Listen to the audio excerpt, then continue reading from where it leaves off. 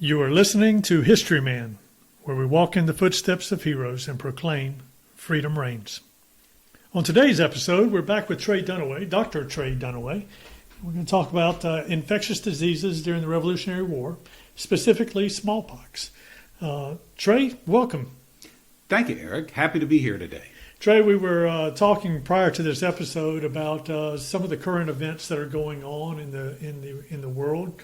Since March of 2020, we've had an outbreak of COVID-19, and that seems to be dragging on. I saw a quote from Bill Gates the other day saying this is going to be around for another year or so. So sometimes I just don't know what the truth is on this infectious disease that seems to be out there. And I know there's a lot of anxiety in the communities and around the world. It's not just a isolated event here. This is a worldwide event, and I don't want to date our episode too much, but it draws me back to the Revolutionary War. This is not new in the whole scope of the world history, but because we focus on the Revolutionary War, you were uniquely positioned to talk about these the epidemic in the Revolutionary War and some of the issues that they dealt with there. So love to hear from you about those.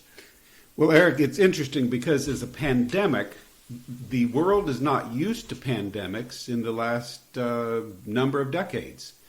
That's not to say we haven't had pandemics in the past. Well, from a standpoint of pandemics, if you listen to the news, this is just a horrific pandemic that we're going through right now. In the whole scope of things, is it the most horrific that we've had? Oh, it's a drop in the bucket, comparatively. Coronavirus is a fairly common virus. This is a new strain, and people haven't been exposed to it, and they are going to get sick, and they're going to die, and it is infectious, but so have all the pandemics in history. But this is far from the worst pandemic history has known. So I was talking to you a little bit about a couple of articles and notations that I found in some history books, and I want to touch base with some of those for our readers to give us a kind of backdrop. In Parker's book, Jack Parker wrote a book, Parker's Guide to the Revolutionary War in South Carolina. And in his book, he talked about a gentleman, a loyalist officer, Captain Robert Harrison, who had a brother that was a Major John Harrison, who worked with the British or were commissioned by the British as loyalist officers. Anyway, Captain Robert Harrison had the smallpox and was sick in bed in Antioch, South Carolina, which is in the eastern portion of Kershaw County, just east of Camden.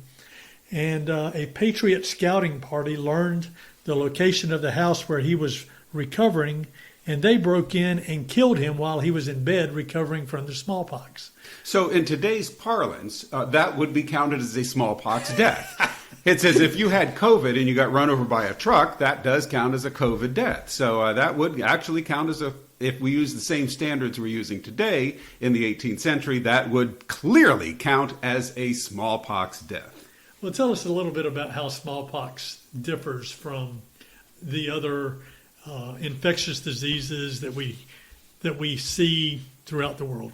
Well, a lot of people confuse, when you say the worst pandemic or the worst infection, they're going to say, oh, that must be the Black Plague. Well, let me tell you, the Black Plague is a shadow of smallpox. The Black Plague is like nothing. First, they're different. They're different animals. A bacteria causes Black Plague, and that can be treated by antibiotics, so it's readily treatable. It's estimated about 200 million people died of plague throughout history. So 200 million, which sounds like a big number, doesn't it? It does. But it's really not that big, because when you look at smallpox, which is caused by a virus, and so is coronavirus. I mean, these are viruses. It's not a bacteria. There is no specific therapy. You've got antivirals, and we're hearing about different antiviral drugs that they're trying to float. But the one that they are pushing today, this is almost a year into the pandemic, is the same one that was known to have some coronavirus effect at the beginning of this pandemic. I looked it up. I looked up what drugs do you give for coronavirus. And remdesivir is the one that is being talked about today, but that was known months ago. I think it's this endless news cycle we have, where you have to have something to bring to the public. Well, it's the same thing. But now, smallpox, in the 20th century alone, now let's remember that 200 million estimated deaths forever with plague. Okay. 200 million. In the 20th century alone, just the 20th century. 1900 to 2000. 1900 to 2000. The estimated deaths in the 20th century alone for smallpox were 300 to 500 million. Wow. That's a hard number to wrap your head around. That is. I mean, look at all the deaths in World War II. I think it was like 65 million. Right. And that's nothing comparatively. When you look at the total number of deaths by all American military, it's less than 50 million. So when you look at, just in the 20th century, 300 to 500 million deaths from smallpox, it gives you an idea of the scope and the mortality of this horrific disease. How did it spread? Oh, it spread the same way coronavirus does. You know, you can pick, I mean, all you have to do is look at the public service announcements, and all the things that they did that we would do today for coronavirus would be effective for mitigating some of the risk, except with smallpox, the mortality rate was significantly higher. But it spread two ways. It can be spread through a respiratory transmission, okay, which means the smallpox virus goes directly into the lungs of another human. So this is from coughing or sneezing or talking or not being 6 feet away, not wearing a mask. So all the standards that we're doing now to prevent coronavirus, to mitigate coronavirus, are no different than mitigating smallpox, except the mortality rate's a lot higher with smallpox. So once a smallpox virus finds its way into your lungs, it's like the happy hunting ground for smallpox virus. It just goes berserk and it becomes systemic very rapidly. And when you're systemic, that means you have virus all throughout your bloodstream. Okay. And that's what kills people. Well, in a camp-like atmosphere, that must have raged, decimated armies. Especially in the winter when it's cold, everyone's crammed together, and we're seeing this if depending on who you're reading in the media circles, this is still part of the first wave, or maybe this is the second wave. Or I read one thing the other day that said we are currently in the third wave of coronavirus.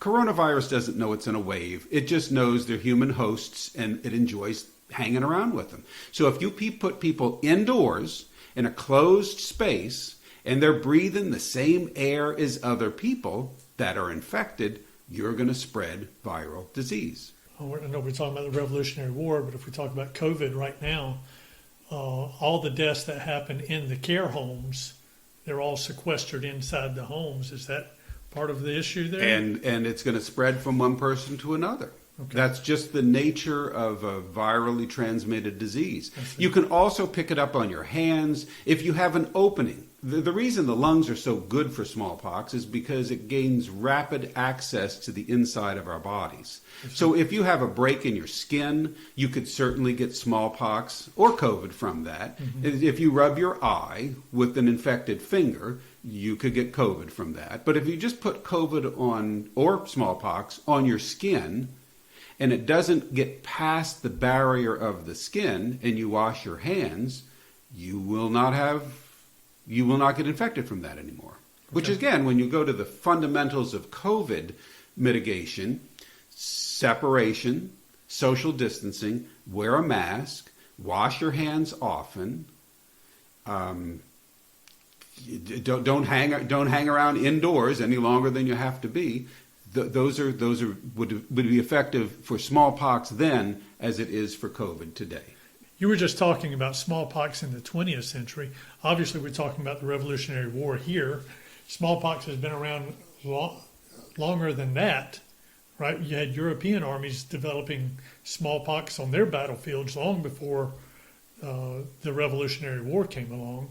The British Army dealt with some of that. And I know that George Washington was dealing with that in 1776 up in New York and in the Northern Theater of Operations, and actually inoculating his troops in that. So, where are the first cases of smallpox? Do you know? Well, the first recorded case that we absolutely know of is the death in 1157 BC of Pharaoh. Before Christ. Before Christ. This is Pharaoh Ramses V. Really? So ancient Egyptian texts that have been examined demonstrate smallpox was available in ancient Egypt. So again, think 300 to 500 million people in the 20th century, alone deaths. When you put that as a global death count from smallpox, the numbers must just be mind-boggling. So what separates smallpox? What is the unique features of smallpox versus other diseases that are out there like measles? Well, the unique feature of smallpox is that it is not transmitted by bats. Or other non-humans. I mean, who knows where it came from, but we've all heard the coronavirus bat theories, and whether it's true or not, it really doesn't matter, because the bottom line is that it is a human-to-human transmission, which is good in one way, because if you can stop the human-to-human transmission, you have eradicated the disease entirely. And right now, as far as I know, there are only two places where you can find smallpox. Hopefully, there are only two places where you can find smallpox virus. And that would be the CDC and the Russian equivalent of the CDC, where it's kept in labs. There's a fair amount of political activity concerning that. If you're looking at it from a scientific basis, you will want to keep it around so you can study it, because, there's always a research PhD paper that has to be published on some aspect of smallpox. But if you're looking at it from purely a human public health issue, you will realize that what you've got to do is eradicate it completely. So burn the jars of smallpox where it's still being kept alive in these labs.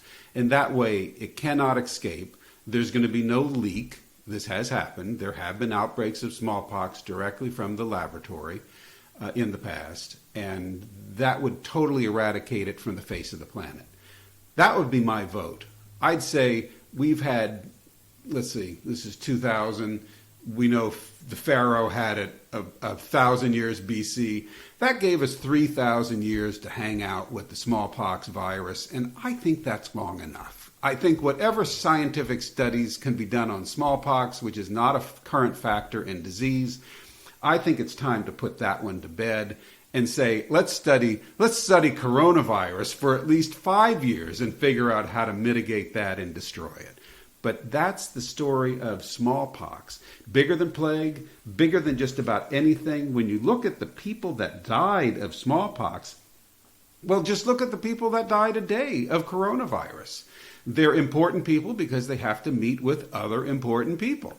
And if one of them picks it up, they're going to spread it, whether it's in the Pharaoh's temple or whether it's in the president's rose garden.